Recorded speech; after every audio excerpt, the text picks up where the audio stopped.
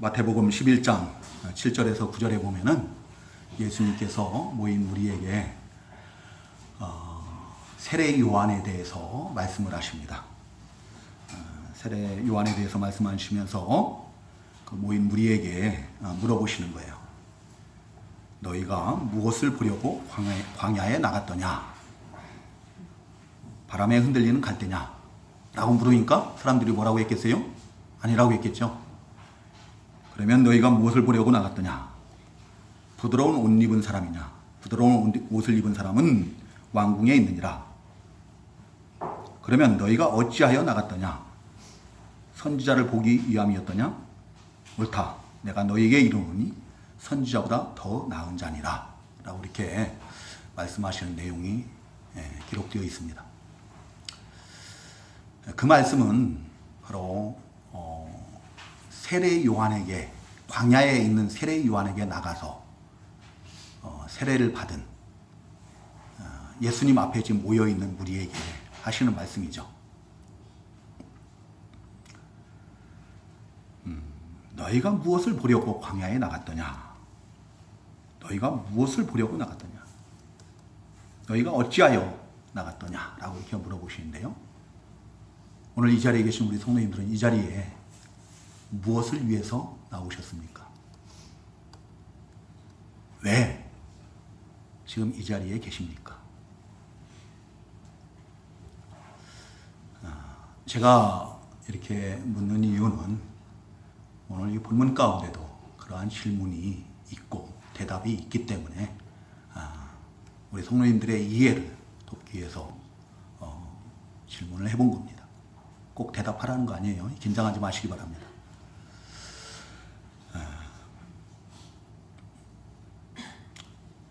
베드로 사도를 고넬료가 청하고 또 베드로 사도가 그 청함에 응해서 고넬료의 집에 찾았을 때 무슨 일로 나를 불렀느냐라고 이렇게 물어봅니다. 그때 이제 자초지종을 다 설명을 하고 난 다음에 환영을 하면서 33절에 보면은 우리는 주께서 당신에게 명하신 모든 것을 듣고자 하여 다 하나님 앞에 있나이다 하고 이렇게 말하는 것을 볼 수가 있습니다. 자신들이 지금 베드로 사도를 청하고 또 이렇게 모인 이유가 왜 모여 있는가? 모인 이유가 뭐라고 그래요? 주께서 당신에게 명하신 모든 것을 듣고자 하여 하나님 앞에 있다라고 이렇게 대답을 하는 거예요. 오늘 이 시간 이 자리에 함께 하신 우리 모든 성도님들도 주께서 명하신 모든 것을 듣기 위해서 이 자리에 나오신 줄로 믿습니다. 그리고 우리가 다 하나님 앞에 지금 이 시간 있음을 고백하는 그런 우리 성도님들 되시기를 바랍니다.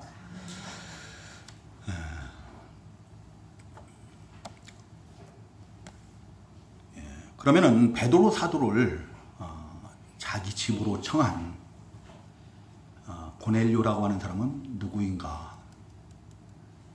우리 성도님들 잘 아시죠? 당시 유대 나라는, 이스라엘 나라는 로마에 의해서 지배를 받는, 식민 통치를 받는 그런 상태였어요. 그래서 이 고넬료라는 사람은 바로 로마 정부에서 유대 땅 가이사랴라는 곳에 파송한 그 군대의 백부장과 같은, 백부장이라고 해요. 백부장. 오늘날로 말하면은 중대장이나 대대장과 같은 그런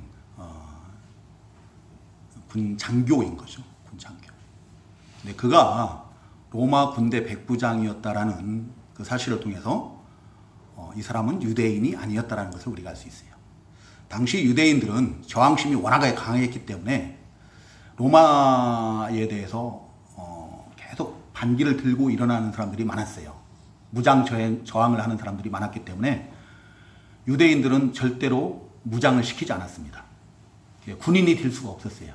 근데 이 사람이 백부장이었다라는 말을 통해서 우리는 유대인이 아닌 이방인이었다라는 것을 우리가 알 수가 있는 거죠. 근데 그런 이방인이었던 이 고넬료가 이제 유대교로 어떠한 이유에서 그랬는지 모르지만 유대교로 개종을 합니다. 유대교로 개종을 해서 자신뿐만 아니라 온 가족과 함께 더불어서 하나님을 경외하고 또 많은 사람들을 구제하고 또 항상 기도하는 일에 힘쓰는 그런 경건한 삶을 살게 돼요. 그런 고넬료에게 이제 하나님께서 여호와의 사자를 보내시고 그 여호와의 사자가 고넬료가 기도하고 있을 때 제9시라고 그러죠. 여러분 여기서 성경에서 제9시 그러면 오늘날 우리의 시간하고는 다릅니다.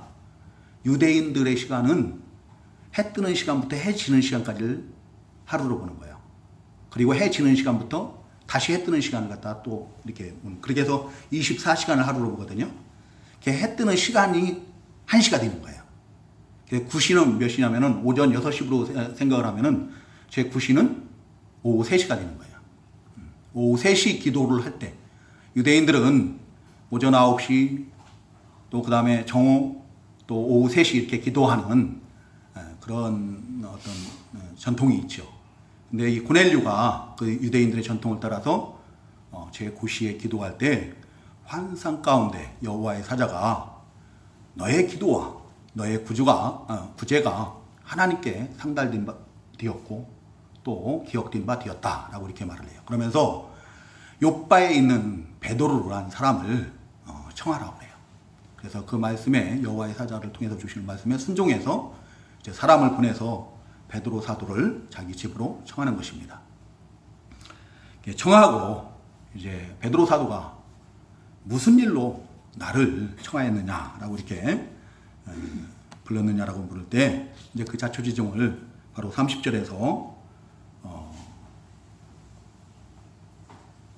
32절에서 이렇게 증거를 하죠. 대답을 하고 난 다음에 이제 환영을 하면서 또 자신들이 그 자리에 고넬료 자신과 온 가족이 또 친척과 가까운 친구들까지 다 모았다 있어요.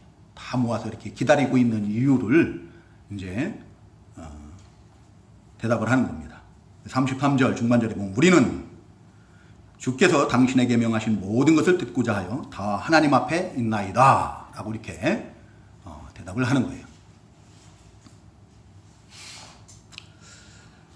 자, 주께서 당신에게 명하신 모든 것을 듣고자 하여 하나님 앞에 있다라 했는데 주께서 베드로 사도에게 명하신 것이 무엇인가? 우리 성도님들 무엇인 것 같아요? 오늘 우리가 성경을 읽었는데요. 주께서 베드로 사도에게 명하신 것이 무엇인가?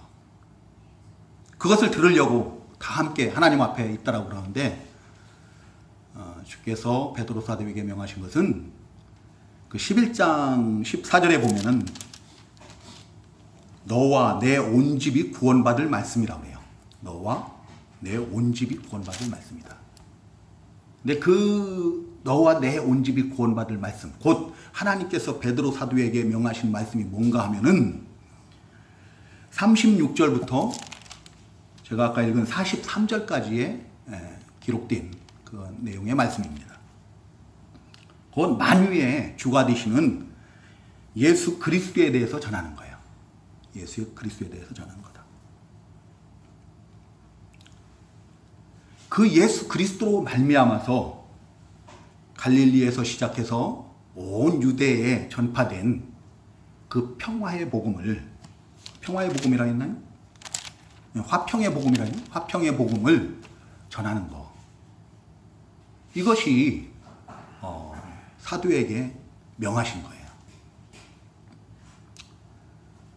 그 화평의 복음의 내용이 무엇인가 하면은 바로 하나님의 아들이신 예수 그리스도께서 이 땅에 오셔서 행하신 모든 하나님의 능력들, 능하신 하나님의 일들을 증언하는 거죠.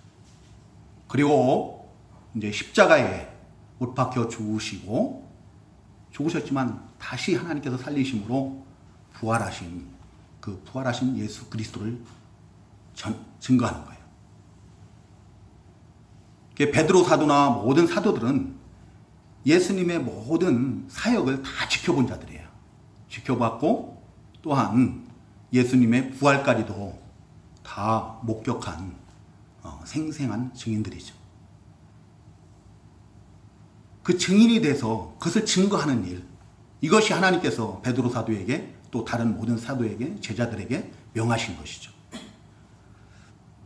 그리고 그 예수 그리스도가 하나님께서 산자와 죽은 자를 심판하시기 위해서 세우신 재판장이다 라고 이렇게 증언을 하고, 또 그 예수 그리스도를 믿는 자마다,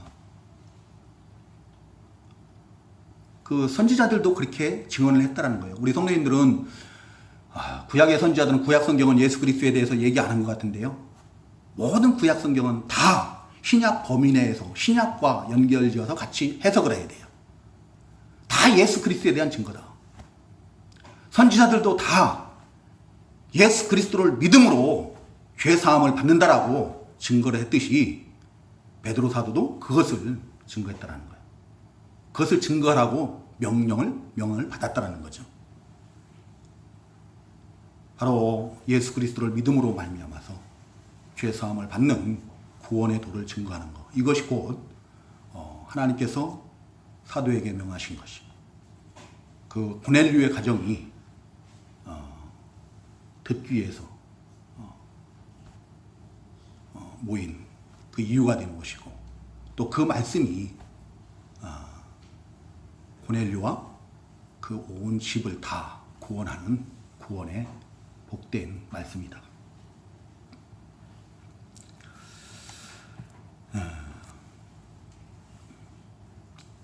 우리 성도님들, 우리가 구원을 받는 것은 뭘로 구원을 받는가?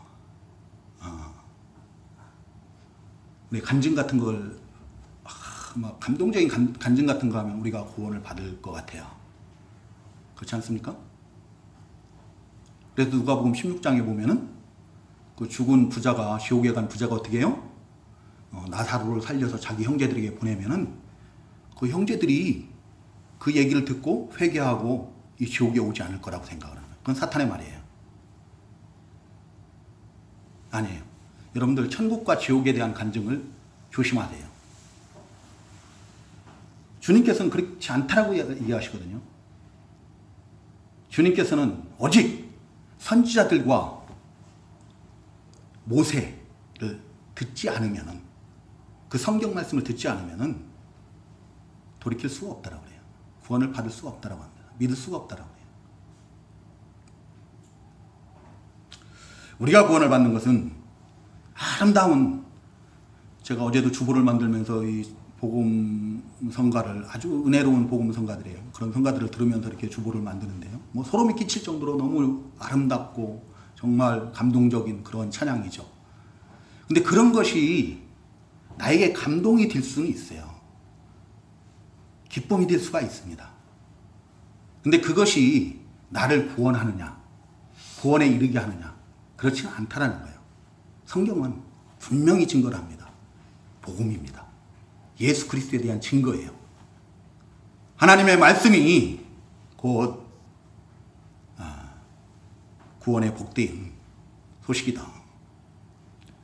나와 나의 온 가족을 다 구원받게 하는 그런 말씀인 거예요.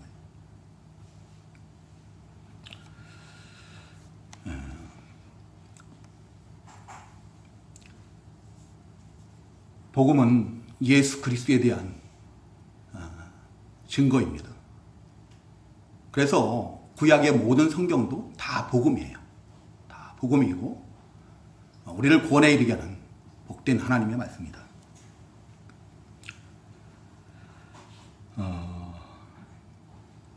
그 누가복음에 보면 예수님께서 나셨을 때 하나님께서 가브리엘 천사를 통해서 뭐라고 목동들에게 얘기를 합니까? 목자들에게, 보라, 내가 온 백성에게 미칠 큰 기쁨의 좋은 소식을 너희에게 전하노라.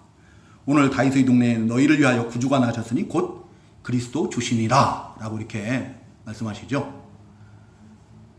온 백성에게 미칠 큰 기쁨의 좋은 소식, 복음이거든요. 그 복음은 다른 거 아니에요. 예수 그리스도에 대한 증거예요. 예수 그리스도께서 우리를 위해서 세상에 나신 거, 그것이 복음인 거예요. 우리 주님께서 우리를 위해서 십자가에서 못 박히시고 피 흘리시고 죽으신 거, 죽으셨지만 죽음 가운데 있을 수 없는 의로우신 분이시기 때문에 하나님께서 다시 살리신 거예요. 부활하신 거. 이것이 복음인 거예요. 우리 주님께서 부활하심으로 육신을 우리와 똑같은, 어쩌면 우리보다 더 연약한 그 육신을 입고 오셨지만 그 주님이 죄 없으신 하나님의 아들 되심을 부활로서 확증을 하신 거예요. 예수님의 죽음이 자기 죄 때문이 아니라 우리 죄를 대속하시기 위한 대속의 죽음임을 확증을 하셨고, 그 주님이 나는 부활이요 생명이니 라고 말씀하셨는데, 우리 주님이 생명의 주님임을, 부활의 주님임을 확증을 하신 거예요. 그래서 우리가 이 복음이 선포되어질 때 성령께서 역사하심으로 영생을 주시기로 작정된 자들은 다 믿고 구원 영생을 얻게 되는 것입니다. 우리 하나님께서 영생을 주시기로 작정한 자들, 택하신 자들은 복음이 선포될 때 성령께서 역사하심으로 다 거듭나게 되는 줄로 믿습니다. 성령께서 우리를 성전 삼으시고 우리 가운데 내주에 계시고 역사하시는 거예요. 모든 죄를 그 믿음으로 말미암아서 다 사함받게 하는 거예요. 성령 세례를 받게 되는 거예요. 근데 이 복음을 믿으면은, 내가 믿으면은 나만 구원을 받는 게 아니라는 겁니다. 나만 구원을 받는 게 아니에요. 누구도 구원을 받아요? 16장, 사도행전 16장 31절에 보면은 바울 사도가 그 빌립보 감옥의 간수장에게 뭐라고 얘기합니까?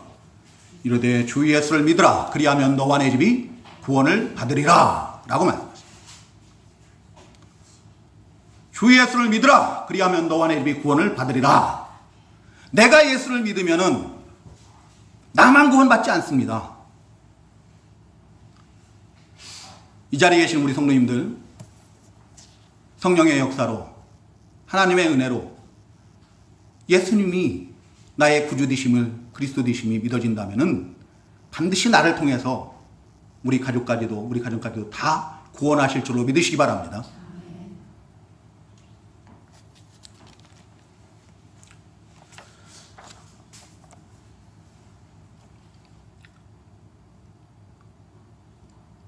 오늘 이 본문에서도 그러죠. 오늘 이 본문에서도 고넬료 한 사람만 구원하지 않으셔요. 고넬료와 고넬료의 모든 가족들, 그리고 심지어 친척들과 가까운 친구들까지도 다 구원을 받게 됩니다.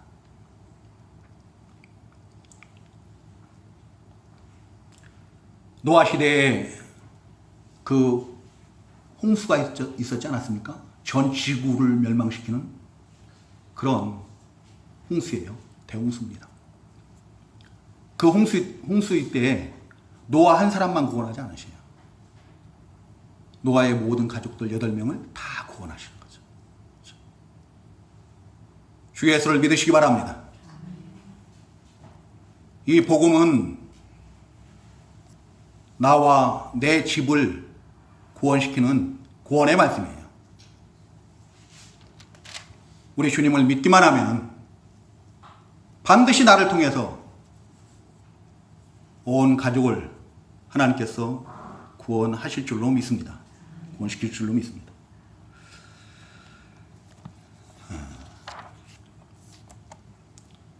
그리고 그 고넬료가 고백을 할 때 주께서 당신에게 명하신 모든 것을 듣고자 하여 그 모인 사람들이 다 누구 앞에 있다라고 그래요? 하나님 앞에 있다라고 이렇게 고백을 하는 것을 볼 수가 있어요. 이 자리에 함께 하신 우리 성도님들도 다 하나님 앞에 있음을 고백할 수 있기를 바랍니다. 하나님 앞에 있다라는 말은 다른 표현으로는 하나님께서 나와 함께 하신다 라고 이렇게 우리가 생각을 해볼 수가 있는 거죠. 내가 하나님 앞에 있다는 것은 지금 하나님께서 나와 함께 하신다는 거예요. 함께 하신다.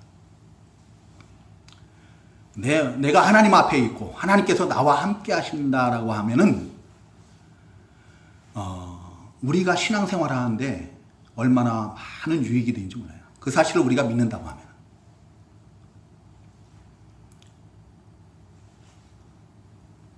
위로가 되고 힘이 되고 또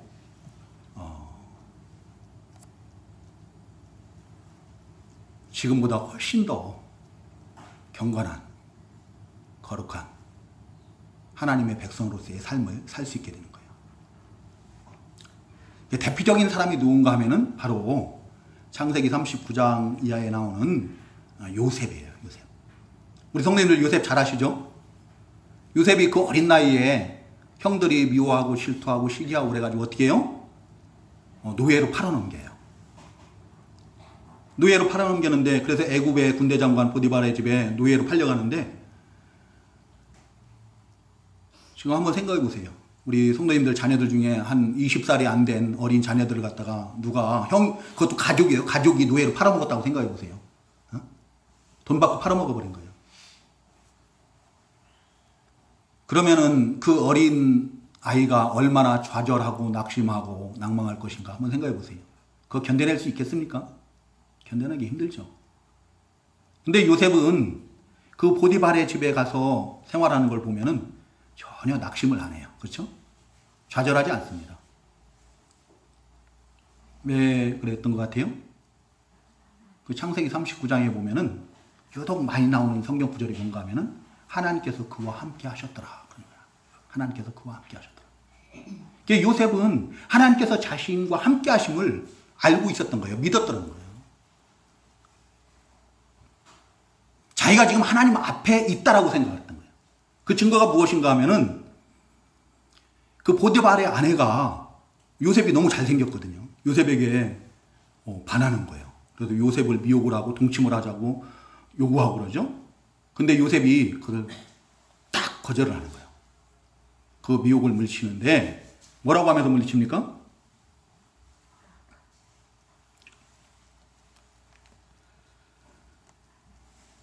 창세기 39장에 보면은 내가 어찌 큰 악을 행하여 하나님께 죄를 지으리까 라고 이렇게 말하죠. 그 보디발의 아내가 미혹하는데 거기에 미혹당해서 동침을 하고 그러는 것은 누구 앞에 죄를 짓는 거라고요? 하나님 앞에, 하나님께 죄를 짓는 거예요. 자기가 지금 하나님 앞에 살고 있는 거예요. 하나님 앞에 있다라고 생각을 하는 거죠. 하나님께서 자신과 함께 하시고 내가 하나님 앞에 있는 것을 인식하고 있기 때문에 그 죄의 유혹을 물리칠 수 있었던 것이고 또 낙심하지 않고 좌절하지 않고 실족하지 않을 수 있었던 것이죠.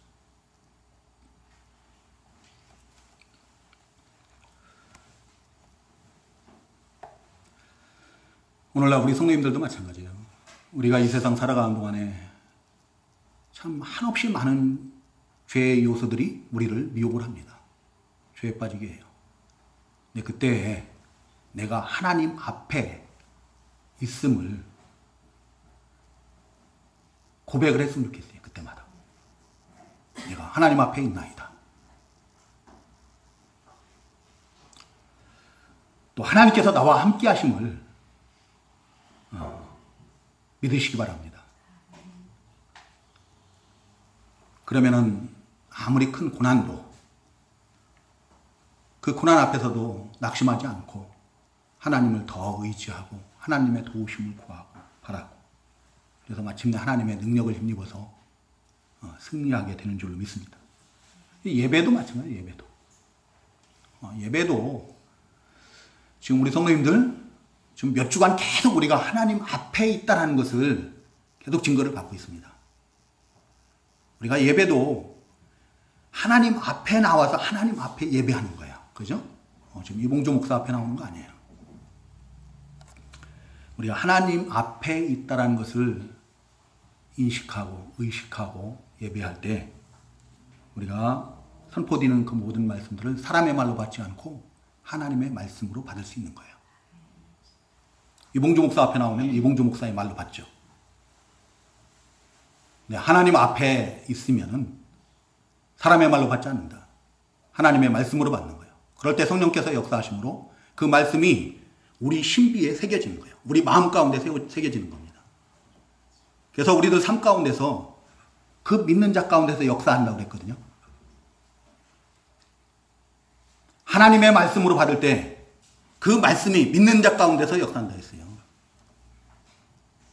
그 말씀이 우리 신비에 새겨지고 우리가 필요할 때마다 그 말씀들이 생각나고 그래서 그 말씀으로 힘을 얻고 그 말씀에 붙들려 사는 그런 삶을 살 수 있게 되는 거예요.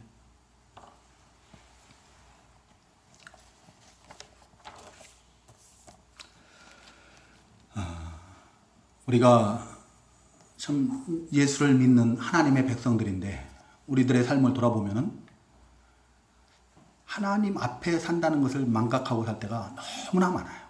그죠?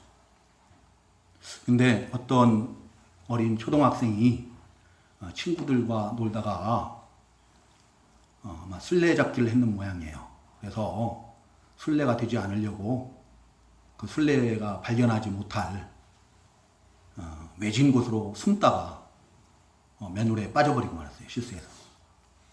이게 너무 외진 곳이라 아무도 찾으러 오질 않는 거예요. 친구들이 찾지를 못하는 겁니다. 울고불고 해도 들리지도 않고 누구에게 지나가는 사람도 없고 날이 어두워지죠. 친구들도 이제 더 이상 노는 것을 포기하고 다 집으로 흩어져 들어가는 거예요.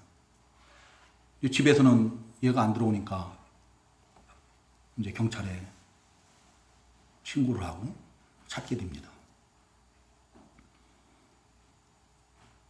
보통은 그 어린 아이들이 그런 상황을 맞이하게 되면은 이 두려움이 먼저 오죠. 두려움. 날은 자꾸 추워지고 어두워지고 그러니까 두려움이 오고 그래서 오는 것이 바로 쇼크예요. 그래서 쇼크가 오게 되면은 이제 어떻게 돼요? 혼절을 하게 된 거죠. 혼절을 하게 되면은 그냥 그 찬데에서 죽는 거예요. 죽는 건데 근데 시간이 지나고 난 다음에 마침내 걔를 찾았어요. 찾았는데 얘가 너무나 멀쩡한 거예요. 아무 이상이 없어요. 얘가 정상적인 애예요. 그래서 그 구조한 사람들이 하도 이상해가지고 물어봤다고 그래요. 너는 무섭지 않았냐고. 어떻게 이렇게 아무 이상이 없냐 라고 물어보니까 그 아이가 마침 교회를 다녔던 아이예요. 제가 주일학교 다닐 때 배운 말씀이 생각이 나는 거예요. 주께서 너와 항상 함께 하시리라 하는 그 말씀이 생각나는 거예요. 전지전능하신 하나님께서 이 시간 나와 함께 하시고 이 가운데서 나를 지켜주시고 보호하시고 마침내는 자신을 건져주실 것을 생각을 하니까 모든 두려움이 다 달아났다는 거예요. 두려운 마음이 다 달아나고 마음이 평안해지더라는 거죠. 그래서 그냥 거기서 그렇게 편안하게 있었다라고 얘기를 했다는 거예요. 그 어린 초등학생도 그 예배 시간에 들은 그 하나님 말씀 그 하나가 그 신비에 새겨짐으로 말미암아서 그 맨홀에 빠졌을 때 무사히 건강하게 살아남을 수 있었다.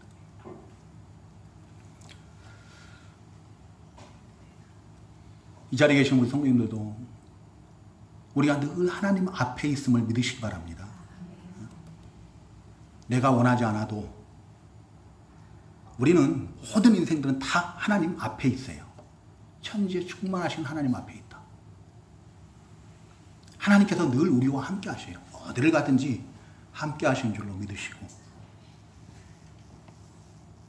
어떠한 상황 가운데서도 낙심하지 마시고 하나님을 바라고 의지하고 하나님의 능력을 힘입어서 승리하는 그런 우리 성도님들 다 되시기를 주님의 이름으로 축복합니다. 고넬료와 그의 친구들, 친척들, 온 가족들이 다 하나님께서 명하신 그 말씀을 듣고자 하여 하나님 앞에 모인 결과, 그 결과가 어떠했는가? 그 결과는 이제 44절에서 48절에 이렇게 증거를 하고 있습니다. 시간 관계상 읽지는 못하고 제가 요약해서 말씀을 드리도록 하겠습니다. 그들이 다 하나님 앞에서 하나님의 말씀을 들을 때, 하나님의 말씀이 베드로 사도를 통해서 명하실 말씀이 다 선포되어질 때 성령께서 그들에게 내려오셨다라고 이렇게 증거를 하고 있어요. 48절에 보면 베드로가 이 말을 할 때 성령이 말씀 듣는 모든 사람에게 내려오시니, 성령이 그 말씀을 듣는 모든 사람에게 내려오셨다라는 것은 그들이 성령의 역사로 거듭났다라는 얘기예요. 성령 세례를 받았다라는 겁니다. 구원을 받았다라는 거예요. 성령으로 말미암지 않고는 우리가 구원을 받을 수가 없어요. 예수를 믿을 수가 없습니다. 죄사함을 받을 수가 없는 거예요. 오직 성령의 역사로만 우리가 거듭나게 되고 성령 세례를 받는 거예요. 죄사함을 받는 겁니다. 예수를 믿고 죄사함을 받게 되고 구원을 받게 되는 거예요. 근데 우리가 이 성령을 받는다, 성령으로 거듭난다, 성령 세례를 받는다, 구원을 받는다라는 것은 이것은 영적인 변화이고 내적인 변화이거든요. 그래서 우리가 겉으로는, 외적으로는 보이지 않아요. 드러나지가 않습니다. 근데 하나님께서는 그것을 어떻게 확증을 시켜주었는가 하면은 그 고넬료와 거기에 함께한 모든 사람들, 또 베드로 사도에게 그들이 성령을 받은, 구원받은, 성령 세례를 받은, 성령으로 거듭난 자들임을 어떻게 확증시켜줬는가 하면은 바로 은사를 통해서, 그 은사가 뭔가 하면 바로 방언이에요. 방언을 말하며 또 하나님을 높이는 거예요. 찬양을 하는 거예요. 막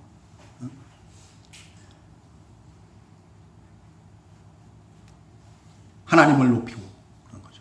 그 특수한 은사를 통해서.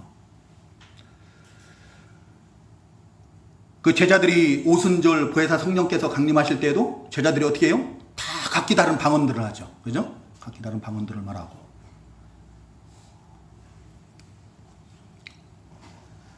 근데 이때 왜 고넬료와 그 가정에 하나님께서 그 성령의 은사, 선물을 그 제자들에게 주셨던 그런 같은 선물을, 그 11장에 보면, 11장 17절에 보면은 믿는 자에게 주시는 그 성령의 선물들을, 같은 선물을 주셨다라고 해요. 은사를 주신 거죠. 그 은사를 왜 주셨는가? 그 주신 이유는 당시에 유대인들은 착각을 하고 있었어요. 하나님의 구원은 오직 하나님의 택하심을 받은 혈통적 이스라엘, 아브라함의 자손인 자신들만이 구원을 받는 거라고 생각을 했어요. 이방인들은 못 받는다라고 생각을 한 거예요. 근데 하나님께서는 그게 아니야! 라고 하는 거예요. 너희들만 구원받는 게 아니라 구원은 누구든지, 유대인이 아닐지라도, 이방인이라 할지라도 예수를 구주로 믿으면 구원을 받는 거야! 라고 확증을 시켜주시기 위해서 그 특수 은사를 주신 거예요. 그 자리에서 베드로에게, 또 베드로와 함께 했던 사람들, 거기에 모인 이방인들, 고넬료 가정 다 자신들이 구원받은, 성령을 받은 거듭난 자들임을 하나님께서 확증시켜 주는 거예요. 그래서 제자들로 하여금 더 복음을 이방에 힘있게 선포하게 하시게 합니다. 전하게 하시게 합니다. 근데 오늘날 이 말씀을 들어서 어떤 사람들이 방언을 하지 못하면은 성령을 받지 못한 자이고 거듭나지 못한 자이고 구원을 받지 못한 자라고 이렇게 주장하는 오순절 계통의 어떤 목사들이 있어요. 근데 그것은 잘못된 주장입니다. 방언은 가장 쉽게 성령을 받은 증거로서 성령 받은 그것을 가장 쉽게 나타낼 수 있는, 확증할 수 있는 은사 중에 하나가 바로 방언이에요. 또 신유의 은사도 될 수도 있겠죠. 이게 방언이다. 그래서 그 시대에 보편적으로 보면은 그 환란의 시대에 방언을 예수를 믿고 영접하게 되면은 보통은 성령께서 방언의 은사를 많이 주셨어요. 방언을 말하게 했다. 근데 오늘날 이 시대에 우리 한국교회에서 하는 방언들을 보면은 방언 기도예요, 대부분이. 근데 성경에서 말하는 방언은 보통 어떤 거냐면은 하나님의 말씀을, 복음을 전하는 데 필요한 방언들이었어요. 말을 하는 것이에요. 기도가 아니에요. 그래서 우리가 지금 방언 기도하는 것이 과연 성경적인가 하는 것에 대해서는 우리가 한번 생각을 해봐야 돼요. 방언 기도라는 것은 성경에는 나오질 않습니다. 방언으로 말하다라고 하죠. 방언으로. 근데 대한민국의 모든 사람들은 다 방언을 기도라고 생각을 해요.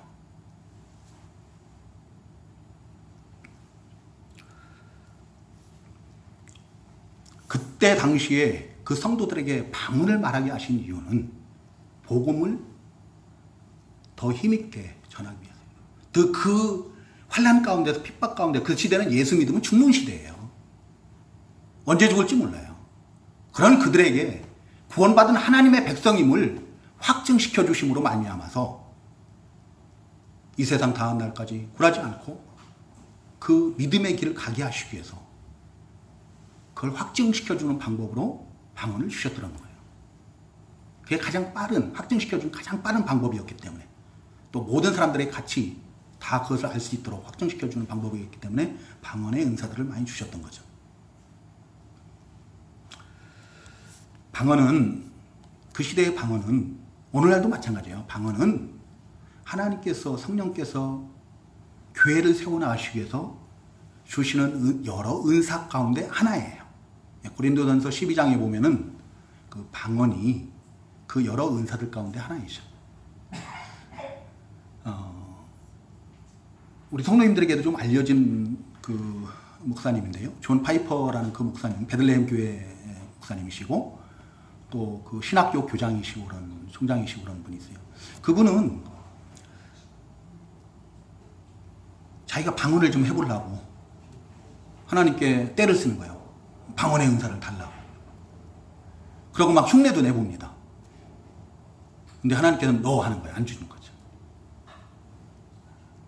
너에게는 가르치는 은사를 주지 않았느냐라고 하는 거죠.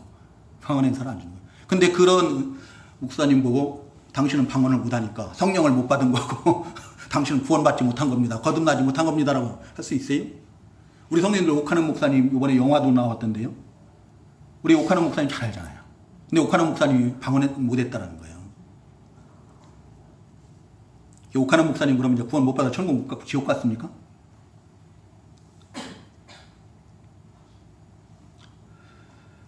여러 은사 중에 하나다. 우리가 예수 성령의 역사로 하나님의 말씀이 선포되어질 때 성령의 역사로 그 하나님의 말씀들이 믿어지면은, 예수 그리스도가 믿어지면은, 이건 믿어지는 것으로 벌써 내 안에 내적인 성령의 역사가 일어나는 겁니다.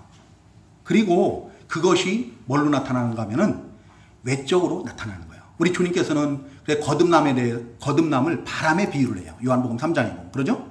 바람에 비유. 바람이 불면은 눈에 볼 수가 없어요.